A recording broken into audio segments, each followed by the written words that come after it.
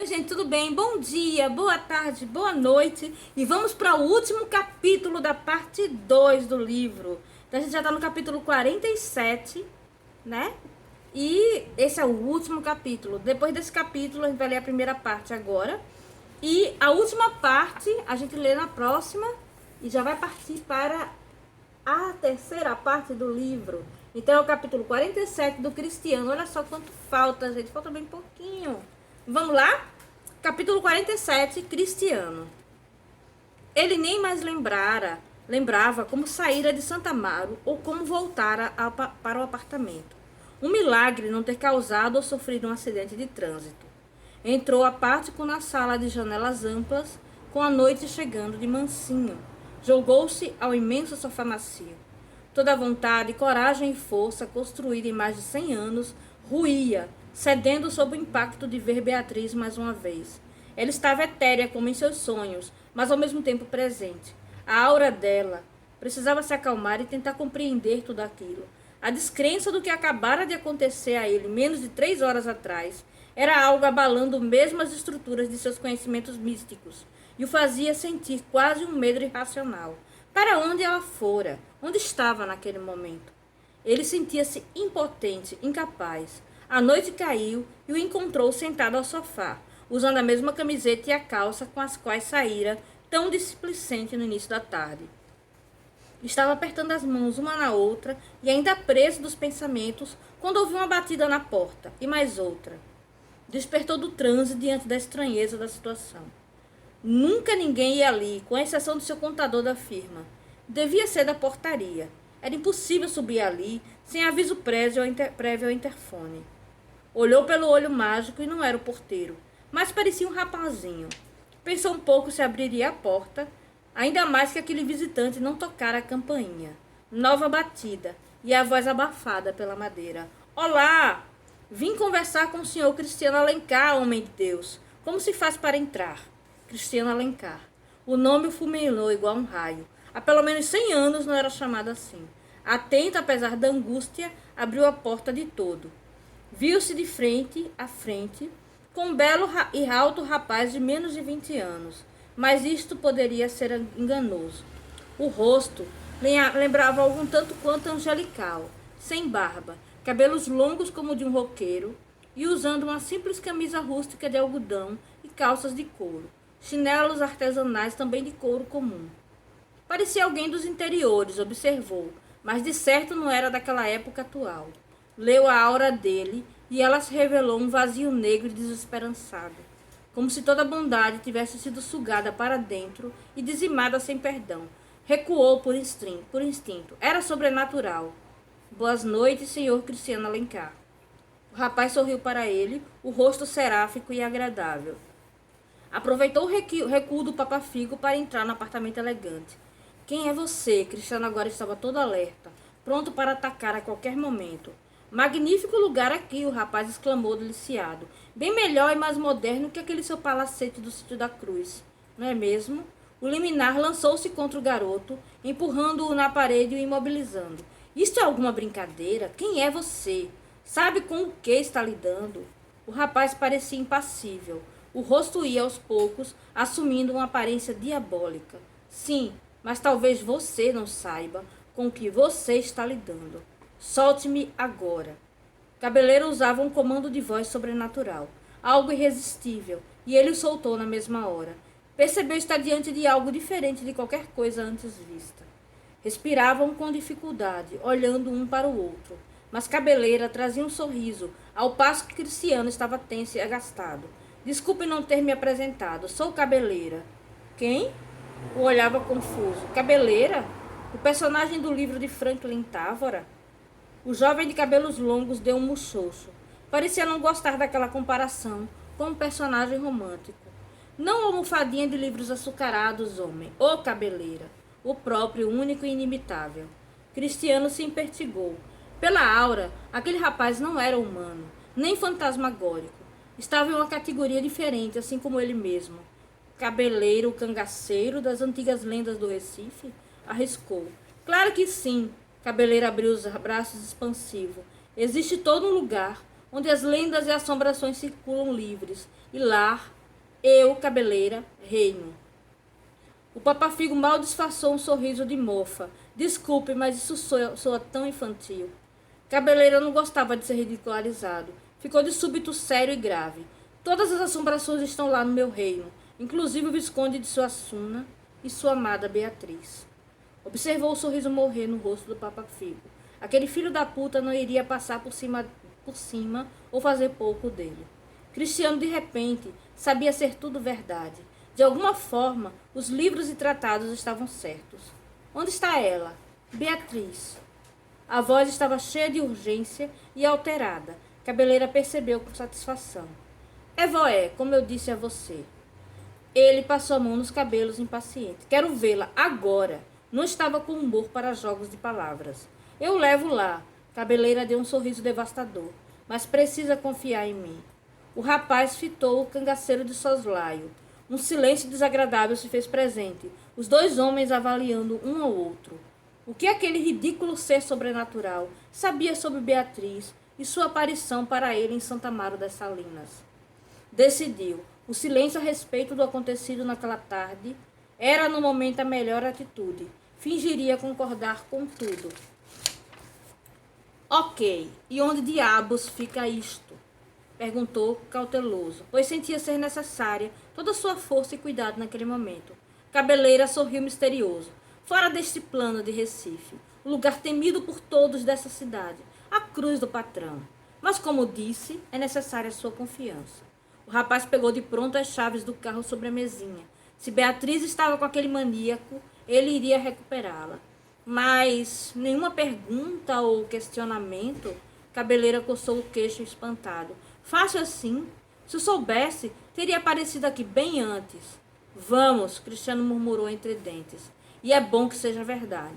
Cabeleira riu satisfeito. Nunca montei nestes automóveis. Estou por demais curioso. Desceram para a garagem. Cristiano falou com o porteiro. O homem parecia desnorteado. Quase não o reconheceu. De certo, Cabeleira usara algum poder para conseguir passar pelo segurança. Cabeleira riu ao ver o carro. Você gosta de coisas belas, brilhantes e caras, rapazote. Ele o fulminou com um olhar. Sem mais conversas, entraram no Escort. O liminar dirigiu até o local indicado, aquela parte erma da cidade, tendo o estranho passageiro ao lado. Cabeleira parecia exultar com a situação, como se não tivesse muitas oportunidades em caminhar pelo mundo mortal. A tudo olhava com surpresa, e isto não passou despercebido ao Papa Figo. Os mortais sabem viver. Estes automóveis correm como cavalos ao vento. Olhava com atenção tudo que havia pela cidade. Recife estava diferente, maior, feericamente iluminada. Seria delicioso poder dominar aquele mundo mortal e suas modernidades, submetê-lo ao perfeito e antigo horror. Cristiano ia silencioso, tentando coordenar os pensamentos. Beatriz fora puxada de seus braços e poderia estar prisioneira daquele monstro. As aparências e comportamentos de Cabeleira eram dúbios. Não daria a ele o trunfo do questionamento, até saber onde estava se metendo. Tudo estudado ao longo dos anos, nos tratados de magia e hermetismo, falava acerca daquilo, os reinos imateriais. Ao que parecia, haviam bem ali em Recife. Agora, parecia muita presunção sua ter suposto a existência, no plano sobrenatural, de apenas ele e alguns poucos semelhantes. Estacionar em um aterro escuro ao lado da cruz, ainda um lugar mal cuidado e pouco frequentado, mesmo em 1993. Aquela cruz nunca mudara. Recife cresceu ao redor dela. Quando a cidade era apenas um vilarejo, o cruzeiro ficava do lado de fora servindo de cemitério. Logo após a invasão holandesa foi reconstruída em pedra e apenas mudara de lugar uma vez para não ser destruída pelas enchentes do Beberibe, mas sempre estivera presente, orientando a aproximação dos navios ao porto de Recife. O chão do entorno estava todo quebrado, com algum mato teimando a vicejar, e apesar próxima de enormes armazéns de açúcar modernos, quase aos pés do edifício da prefeitura, era como um flashback da lembrança da cidade, imutável, um pedaço de passado jamais reformado. Políticas públicas começavam campanhas de revitalização e as cancelavam, como que em uma constante ao longo de anos e décadas. Algo impedia que qualquer coisa funcionasse, no quesito de renovar a área. A resposta estava bem diante dos seus olhos. Vê como nada cresce ao redor da cruz? Cabeleira estava sério. Pelo que me lembro, ela quase não foi mudada, exceto quando a transplantaram dali, apontou para um ponto mais distante, para cá. Aqui é o portal de Evoé. O cangaceiro concluiu com simplicidade. Por ele ascendemos. Como? Cristiano olhou confuso ao redor. Não conseguia entender como funcionava aquilo. O dito rei sorriu perverso. Mas será tão ingênuo assim? Por certo já ouviu o termo caminhante dos umbrais, correto? Bem, são estes os véus permeando o mundo real e o etéreo, o tecido da realidade. E apenas um liminar, um caminhante do umbral os consegue rasgar. No caso, você, meu caro. Cabeleira sacou o punhal, estendeu a mão para o liminar. Me permite? Ele o encarou, a compreensão chegando por fim. Era isto? Senti uma repulsa imediata. Lembre-se de sua promessa, Cabeleira, que era minha esposa de volta. Estendeu o braço altivo e o cangaceiro desferiu um corte limpo. O sangue brotou e antes da cicatrização esfregaram na pedra da cruz. O portal abriu. Uma luz surgiu forte, como um feixe unindo a cruz a algo imenso, flutuando bem acima no céu. O véu da realidade fora rompido. Cabeleira sorriu. Venha! E o puxou pela mão para dentro da luz. Um momento cegante, e Cristiano se viu em uma ponte, retrocida, disforme, mas reconhecível, a Maurício de Nassau. O que vislumbrou em seguida o deixou sem fala e horrorizado demais, até para ele inimaginável. Conhecia aquele local. Lembrava muito a Avenida Cais do Apolo, pela qual chegaram até a cruz, mas era ao mesmo tempo diferente, sinuosa, como algo incômodo ao olhar, sob uma lente estranha. Os prédios, de aparência antiquada, eram réplicas de algo visto por ele em 1856, os tão populares sobrados magros, edifícios estreitos de então. Porém, também desafiavam a lógica em suas arquiteturas. Fora de prumo, truncados, tortos, desconjuntados, projetavam-se sem fim, janelas apagadas no céu infinito desprovido de estrelas. A população daquele lugar terrível era outra coisa à parte. Pela rua, ele encontrou seres diversos, todos com uma aura sobrenatural. Monstruosidades, ora quase humanos, ora disformes. Perturbador. Olhou com descrição para a Cabeleira e ele parecia muito à vontade ali. As assombrações o reverenciavam com mesuras quase cômicas, às quais ele respondia sempre sorridente. Cristiano não gostava daquele lugar. Por todo canto, um mundo distorcido e escuro, noite sem fim.